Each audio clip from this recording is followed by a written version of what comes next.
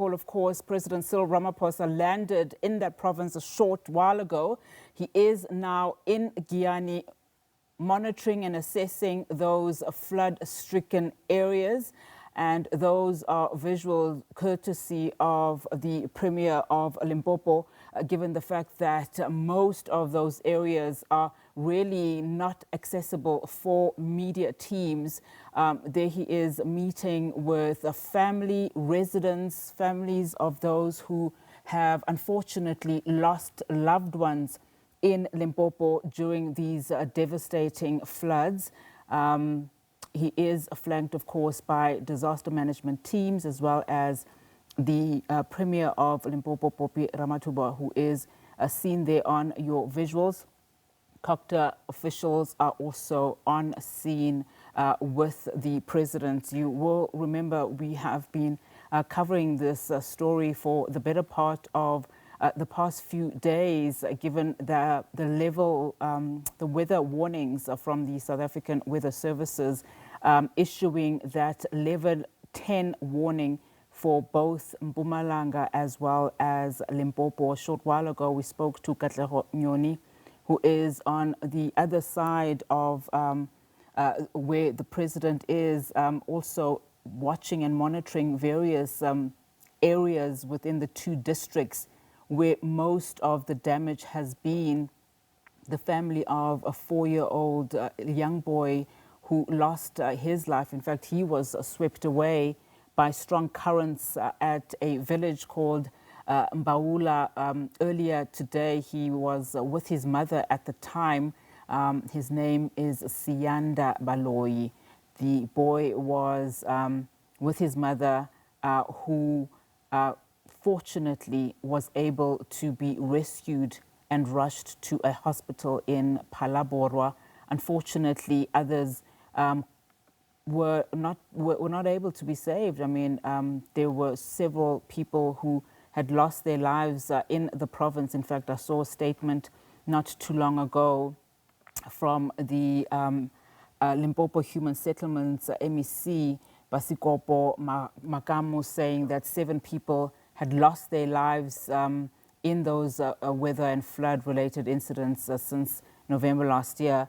And in this incident, we are still yet to be told how many lives were taken, unfortunately. But we do know that several homes, several businesses, as well as lodges, most of them have been submerged in water, most of them destroyed. In one home, a 9-roomed house was completely destroyed with 10 people still inside that particular home. I'm sure disaster teams will be able to give us just the significance of the devastation of these particular floods following and after they've done their rescue teams. A boy was also swept away in the Mutale River outside Musina earlier this week. And of course, the 4-year-old at Mbaula village outside Giyani last night. And Giyani, of course, that is where President Cyril Ramaphosa currently is visiting and speaking to relatives, to family members, to community members. The South African Weather Service, having issued the red level 10 warning for those disruptive rains in Mpumalanga and Limpopo, has also said that it expects the rains, fortunately enough, to last for the next 2 days. Hopefully things will then subside by Sunday, it is hoped. We're also monitoring other developments in terms of just how damaging these particular floods were. Sandparks also having spoken to us earlier on the channel, saying that due to the persistent and the heavy rainfall that is affecting the Limpopo and the Mpumalanga province, the park has had to, close off the various parks, particularly the Kruger National Park, to day visitors until such conditions improve. You would know, of course, that the Kruger National Park spans across both those provinces. So SANParks is monitoring not only, of course, human life, which is very important in this case, but also monitoring the wildlife and seeing how some property has also been damaged there. But our reporter Katlego Nyoni, who has been monitoring too the better part of the affected regions, joins us now. Katlego, of course, we see President Cyril Ramaphosa has arrived in Giyani. Give us a sense then in terms of where you are relative to where he is, and what are you seeing? Hi there, Inasi. Yes, we just got that information, received that information that President Cyril Ramaphosa has arrived in Giyani. Earlier on, he started in Soyanga, which is in the Vende district, which is also largely affected by this particular heavy rainfall, where he also conducted a walkabout just to assess the extent of the impact of this heavy downpour that has affected large part of the northeastern part of Limpopo. He is in Giyani. Currently, we are at one of the villages that were hardest hit by this flooding, known as the Baula village, relatively about 70 kilometers away from Giyani. And we anticipate the arrival of President Cyril Ramaphosa to come and inspect and assess the extent of the damage. There we've had locals telling us that some of them have been left destitute. We've seen some of them salvaging the leftovers of items of furniture, items of clothing that were left as a result of these heavy downpours. Now, there's a part in Mbaula village that is completely flattened by these floods. Some of the locals are still swimming around the bank of a local river here, trying to see what are some of the items that they can really salvage. As you know, this is a rural community.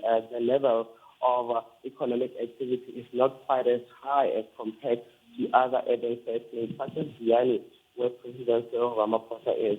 However, I'd like to point out that there is devastation, there is destruction that we have also seen in Giyani. There's a local dam in Giyani called Insani Dam. Now, this dam is responsible for also supplying water to communities around the Giyani area. As you remember, access to water has always been a problem around Giyani. So now, with the heavy rainfall, authorities are concerned that there is a level of contamination in the Insani Dam because of the mud that is now contained as a result of corrosive forces from soil erosion as well, contaminating that water supply. So it means that there will be a concern following this flooding that access to clean, running, and drinkable water might still remain a bit of a challenge for the Giyani area. So currently at Mbaula village, some locals told us that the water levels were really high. They almost reaching the ceiling of their homes. And as they are situated not far from a local river here, and they tell us that there's been damages to windows, and they would really like to receive some form of assistance in the interim in the form of being placed elsewhere. There is a local high school called Masiva High School. This is where some community members that were displaced were taken to earlier on. There were plans to airlift them while this area remains inaccessible, to airlift them to Giyani. However, that plan quickly changed when they saw that there is an option that they can remain at the local Masiva High School. They are currently there. They have spoken to some of them. They have indicated that, this is truly quite a devastating scenario in their small community.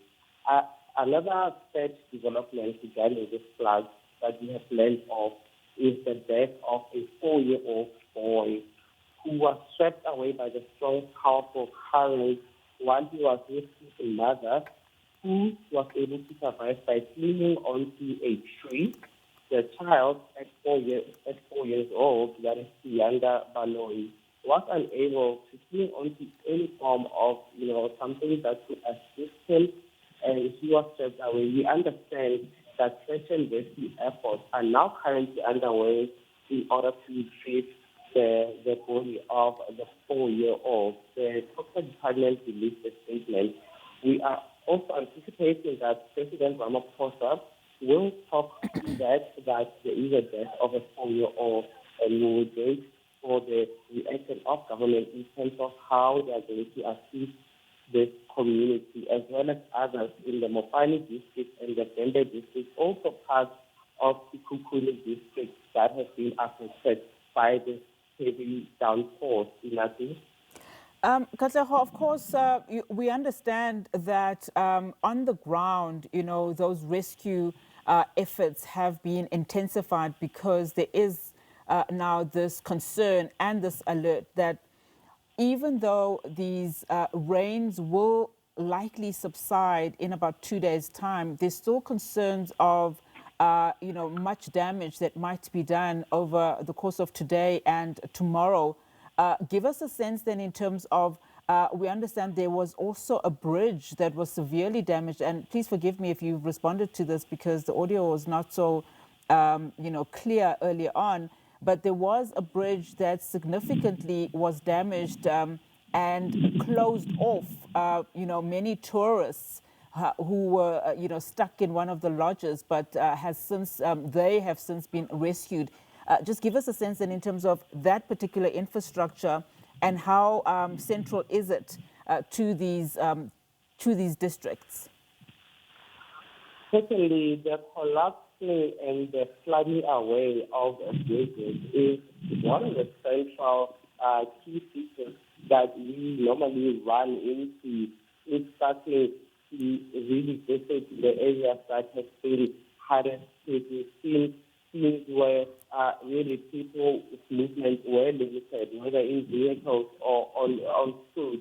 So certainly what we're speaking about there, that particular bridge was one of the areas that we actually saw that, this flood, these rains, this heavy downpours are actually strong. In terms of the assessment of the extent of the damage to infrastructure, we understand and we have been reliably informed that the assessments are still continuing, as it is a bit difficult, according to Costa NEC, Basikopo Magamu, to be able to ascertain the amount in terms of the level of devastation and the type of response that they should take. However, there is indication that there is assistance on the ground while the rains continue to better large parts of the affected districts. We've seen some emergency workers on the ground.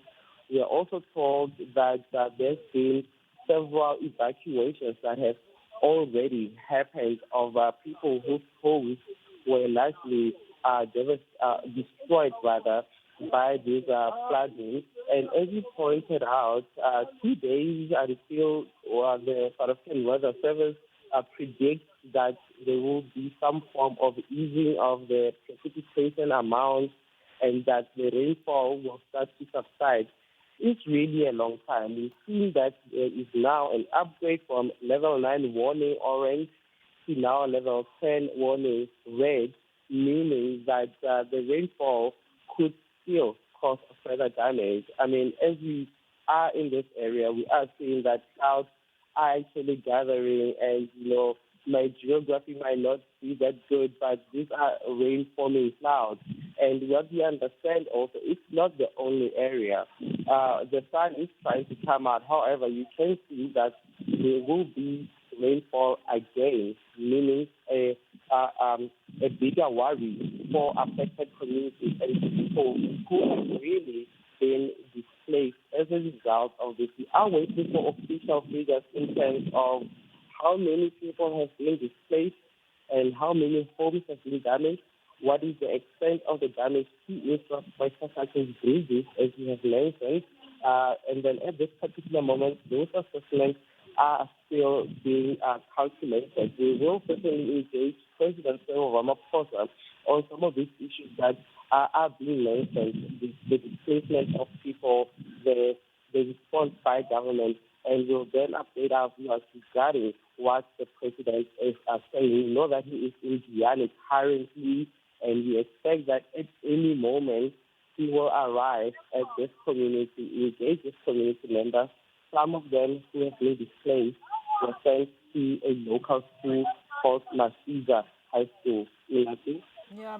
Katlego, we're also hearing, of course, a number of reports in terms of the number of fatalities. I know that you said you were going to ask authorities in terms of just how many people were displaced as rescue workers continue to work those several areas.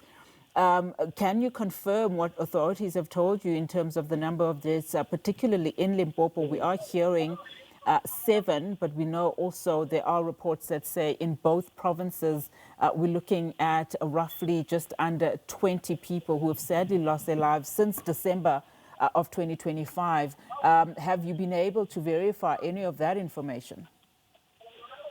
Certainly, this was a question that I earlier on a short while ago also submitted and sent forwarded to the spokesperson responsible for the Mopani district municipality as well as the spokesperson for Coxa. The only confirmation that they have provided to members of the media is that there has been a single death due to the inclement weather. That one of the 4-year-old boy from this village where we are reporting from. We are certainly also working around the clock to try and collate official figures, whether be it the number of deaths, which will be very sad if this figure continues to increase, and also the number of the people that have been displaced, whose homes were damaged as a result of these floods, as well as some form of quantification in terms of the overall damage to infrastructure. We will then start to pose those questions as soon as President Cyril Ramaphosa arrives there, whether or not they've been able to put together information regarding the death toll. We are only aware of the death of the 4-year-old child at this particular moment. We've seen, of course, devastatingly where people, however, were rescued, like in the Mutale River, which was severely flooded, and other rivers around the Bulebedi area. We are told that a person was also rescued who was also almost caught in the devastation of the flooded Molototi River. However, at this particular stage, these are questions that need answers, and we will, of course, pose relevant questions to President Cyril Ramaphosa. Absolutely, Katlego. I mean, we also spoke, of course, to a number of experts from various entities who are also monitoring these floods and raising quite a number of questions in terms of just the readiness and how adequately prepared we are as South Africa when it comes to floods of this magnitude. Of course, as a country, we've seen far more lives being lost in other areas of the country. So a number of questions, particularly as it comes to, how readily accessible we can then warn community members in as far as this, in terms of what to do and what's the right thing to do in order to, be safe and stay safe. Just give us a sense then in terms of, some of the visuals we're showing our viewers, devastating earlier on of, people carrying the little belongings that they have left. You talked a little bit earlier on about seeing the clouds already starting, to turn. Do we have a sense of where some of these, that particularly those that have been displaced will be housed today as we monitor and continue to monitor those floods, and also the warnings, again, the renewed warnings from the Weather Service that those heavy rains are expected today and tomorrow? Let me start saying, when you mentioned the renewed warnings from the South African Weather Service, right, they started and they did their part by mentioning a level 6 warning. This was last week, of course. It immediately went into 9, and then today we're saying that it's now stands on level 10. So the Weather Service has indeed, sent out that warning that, communities need to be prepared. However, as we cross, the majority of these parts that have been largely ravaged by the strong torrential rainfall, we are getting a sense from the community members who saying that there is not enough preparedness in terms of, evacuation procedures, emergency protocols as well. And some of them are saying that the infrastructure that is already being provided, for example, a bridge in the Molodoti River that connects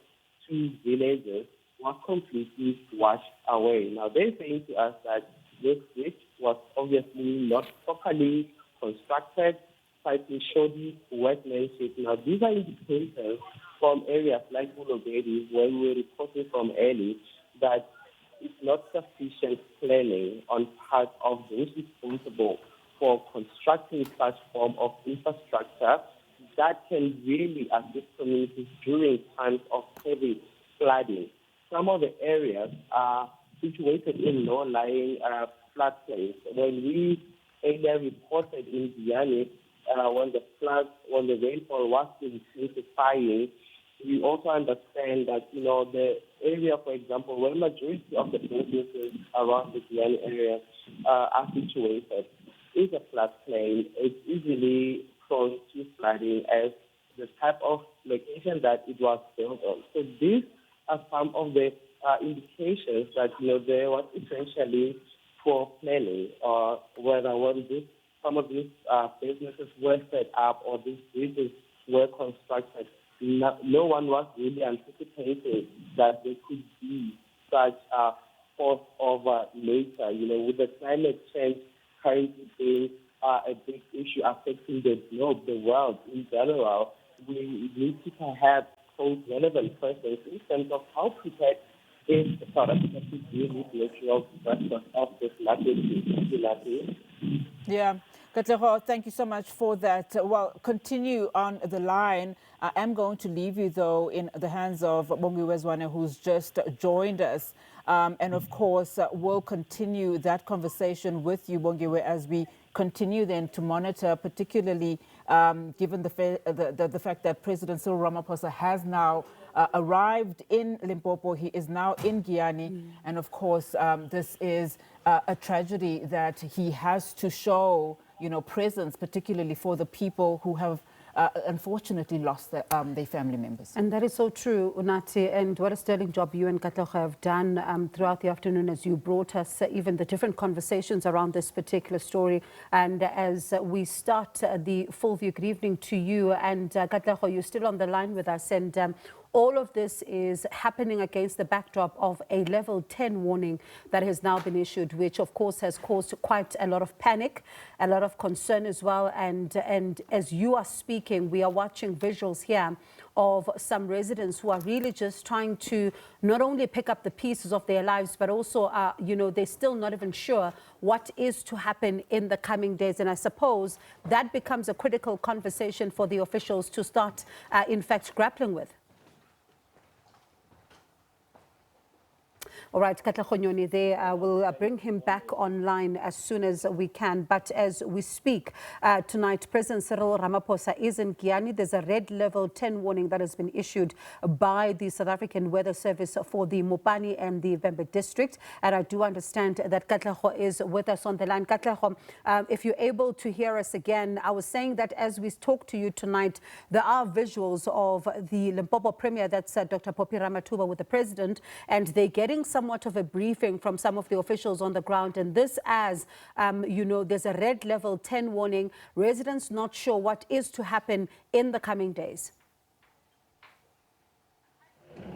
Indeed, in the province, joined there by the Premier of Limpopo, Pope Ramathuba, the level 10 warning from the South African Weather Service not only affects the Limpopo province, we know that it also affects the Mpumalanga province as well, as these two provinces are really at the heart of this level of devastation. And we anticipate that, as soon as he arrives, the President, we understand that he will land in a chopper and at a local force ground and talk to the issue of the people that have been displaced. Giyani is situated roughly about 70 kilometers from Mbawula village, which is where we are. The president is currently in Giyani, which is one of the areas where we really saw flood water really gather around the CBD, forcing not only the closure of schools in the Giyani area, but also it compelled the department to release a statement that schools, will be suspended, and anticipating that by the 19th, the situation would have turned around. But that remains to be seen. It's also seen the businesses largely being affected. Now, rural communities such as Mbawula village, where Bondiwe are also hardest hit. There aren't any proper infrastructure for drainage for water. Drainage for water easily connect. Nati earlier asked about the level of preparedness. You can see as you move around areas towards the Mbawula River and other rivers, really bodies of water that we have been observing throughout the Mopani district. There isn't sufficient, infrastructure to ensure proper drainage of water that has gathered, flood water in particular. So certainly these are some of the issues that are worrisome to communities who are now trying to salvage any belongings that they could have. Earlier on, I spoke to a man who mentioned that, there are important documents, there are identity documents, there are certificates of any kind. He cannot be able to trace them, and he is worried that they could have gone away with the water that was sweeping throughout this area, Bondiwe. And Katlego, when one looks at even a statement from the MEC for Cooperative Governance, Human Settlements and Traditional Affairs in the province where you are, Mr. Basikopa Makamu, expressing sadness at the following the province's first inclement weather-related death, and saying that this is the 4-year-old child that we have all been talking about throughout the day, saying that the 4-year-old was trapped with his mother on a tree and also swept away before help could arrive. And at the same time, you then look at what you've just said, which is around the, informal settlements, people displaced, and infrastructure that's also been damaged by all of this. Let's speak about the families now. Now that we've got this one confirmed death, what are you hearing from some of those in the different villages where you are?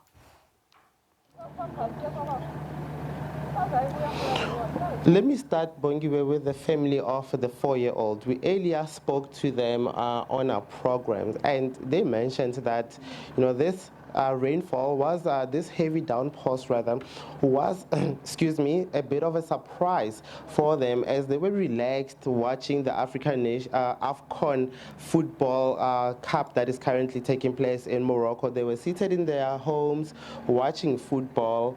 They were not anticipating that the levels of water would rise to, the height that it did. As soon as they then realized, communities started alerting each other. Let's look out for one another. Where is neighbor A? Where is neighbor B? The community leader that I spoke to mentioning to me that as soon as everyone was gathered in a single spot, they were then questioning themselves as to where is the mother of this boy, where is this particular family. So later on, after a couple of hours, 5 kilometers away from this village, that's how far the river strong current had swept the woman, the mother of the 4-year-old. Unfortunately, it was a different story for the young 4-year-old who sadly lost his life as he was unable to cling onto any substance. The mother was able to cling onto a tree as those strong currents were really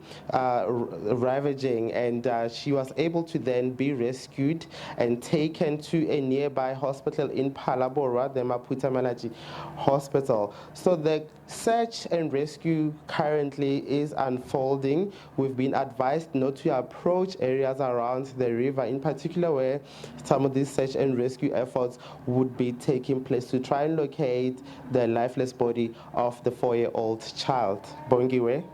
And you're watching live visuals there of the president, that's Cyril Ramaphosa. They're getting a briefing from some of the community members and also the officials on the ground on what has been happening. He's been on a walkabout, and Thembekile has now joined us this evening. He's been on a walkabout, Thembekile, and it's been, one of the stories that we've been looking at, and especially now with some of the live visuals there, as Katlego says, with the residents who are picking up the pieces, but also the next few days being crucial.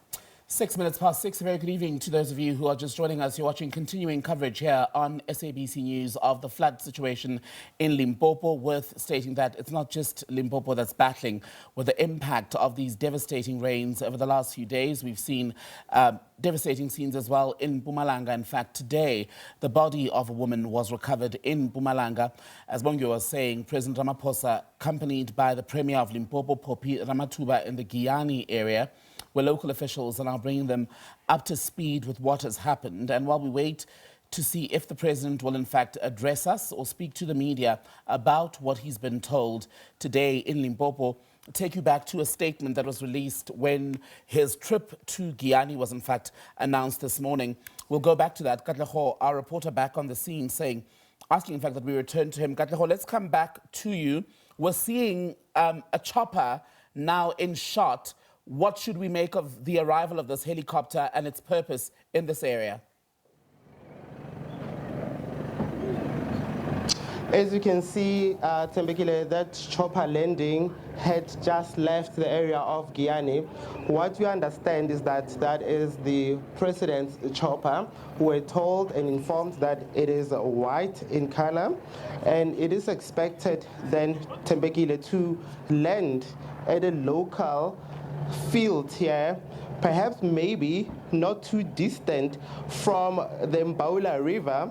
I'm sure as President Cyril Ramaphosa is currently inside the chopper, he can see the river itself and the nature of the power that it really is wielding, as he's about to make his landing at Mbaula village.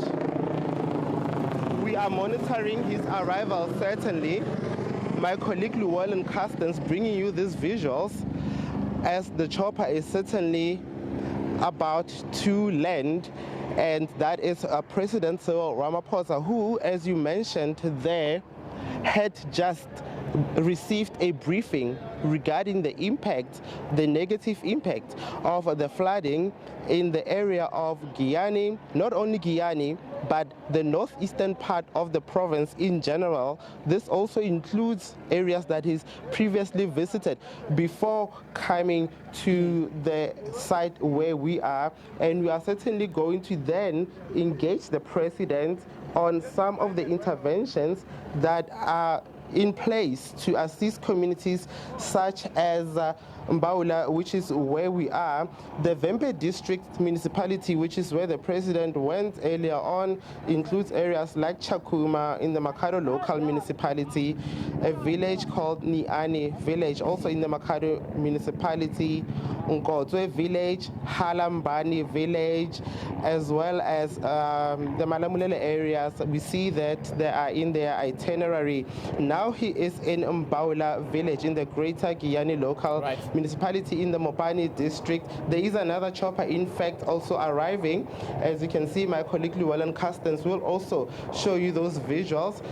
So we are getting at this particular stage more than just one chopper that is about to land at Mbaula village. It's actually more than one Thembekile chopper that is going to land here, transporting the president and his entourage, who are here to monitor the impact of the devastation. We know that, for example, costed financial reports in terms of the overall impact of how much this trail of destruction is going to leave are still being calculated. The chopper that is landing, blue in color, is also headed to a similar spot to make its landfall, and this is not far from Masiza High School, which is where some of the people in Mbaula village who've been displaced displaced were taken to, there were plans earlier to attempt to airlift the people who have been displaced and rush them to Giyani and make a landing at Giyani Stadium. However, those plans did not materialize. We are currently monitoring the landing of the choppers, and we are going to conduct a doorstop interview with President Cyril Ramaphosa to get a sense of where things currently sit.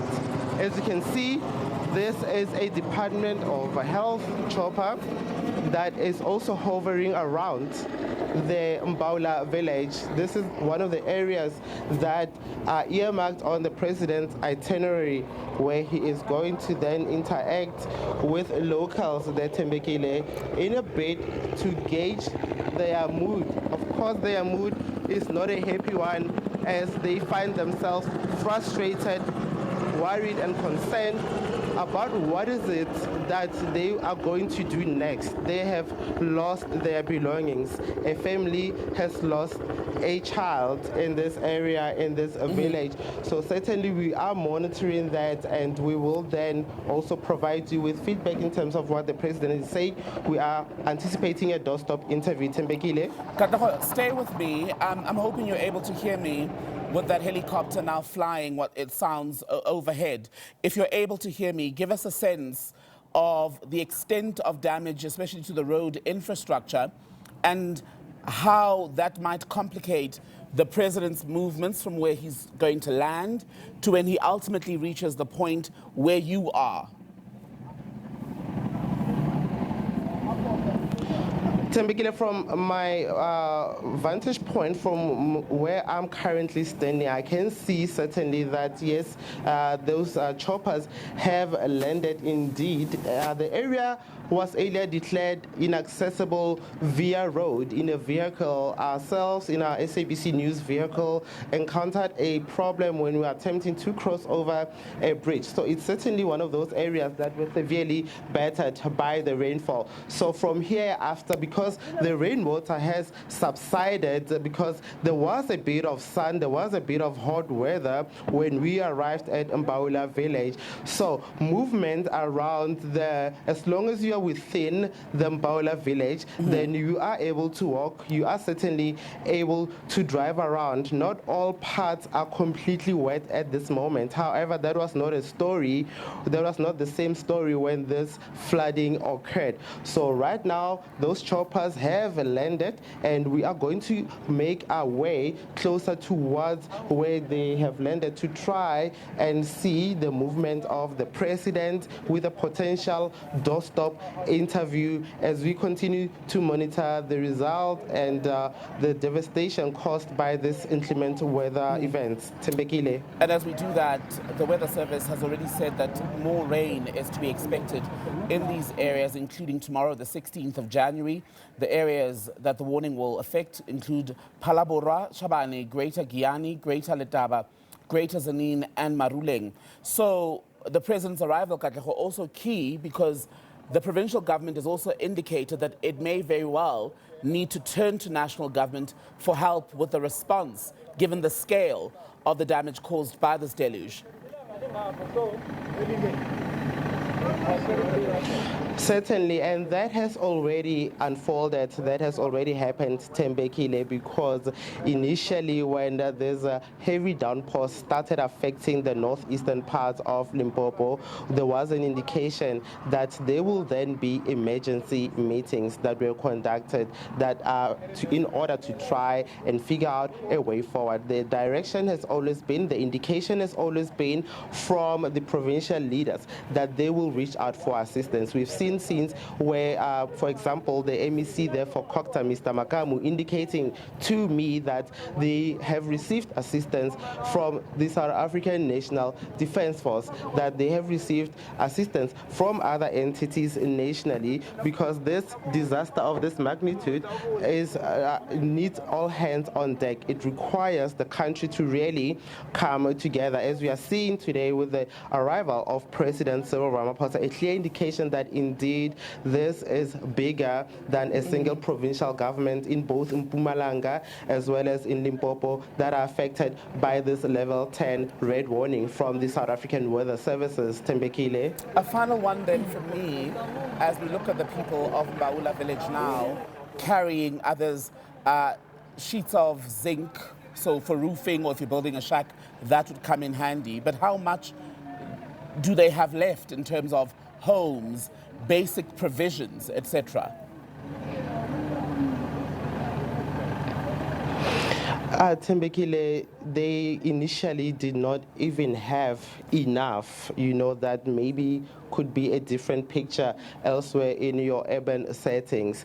What they are salvaging is the little that they already had. We've seen some carrying pots. We've seen some carrying baskets full of clothes that they could perhaps salvage. There's some young men here that are carrying an orange item. I cannot tell exactly what it is from where I'm currently positioned. But however, we are seeing that whatever that they are salvaging is really items that cannot be considered as fancy items, and but this is all that they have. Some of them, their shelters were completely washed away. Their shack dwellings were completely washed away. They have then been taken to Masiza High School, which is about a kilometer from where I'm currently reporting from. So certainly sad scenes coming out of the Mbaula village there, Tembekile.